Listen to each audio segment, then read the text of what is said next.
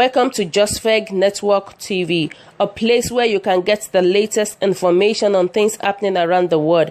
And you are in the right place. Please click the red subscribe button and also press the bell icon next to it so you can be notified for an update on any published news.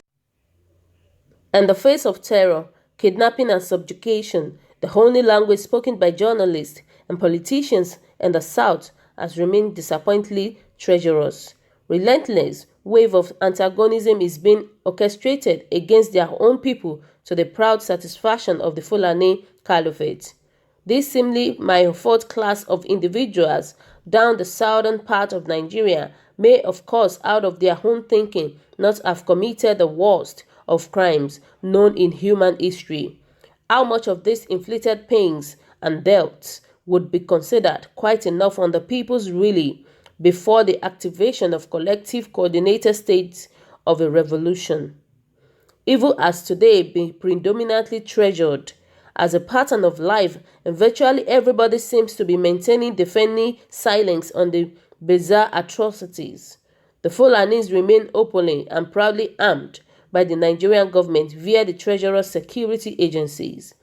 Out of terrorism and genocide melted on the innocent, helpless civilian population of the South seems not sufficient enough for the shamelessly compromised media of the West to perform professionally and courageously. They still brazenly lend support to the vampiric actions of the Fulani Caliphate, where the Eastern region-based media outlets remain docile and cowed. It is no longer new that the Fulani marauding terrorists, with the covert assistance of the Nigerian government, have forcefully imposed their vigilante group, particularly in Yoruba land, while their media compromising look the other way. This looming danger will definitely consume the entire Oduduwa Yoruba nation if this evil is allowed untamed.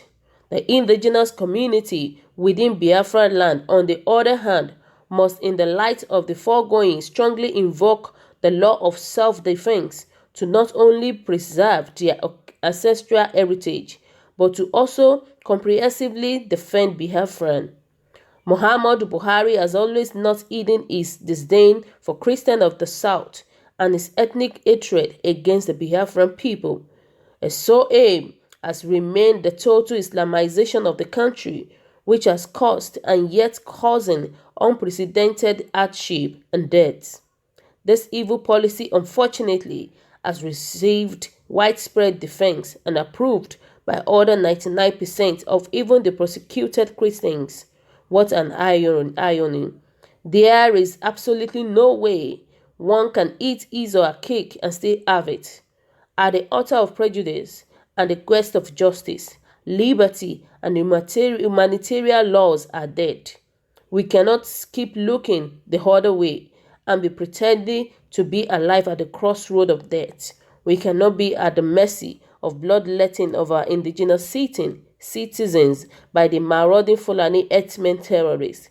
Self-defense is both a law and a right guiding humanitarian existence. We as a people must activate our right to live and not place it at the mercy of the sycophantic southern political tyrant and malignant journalists who are hell-bent on sacrificing the collective freedom of our people to serve their mundane interest.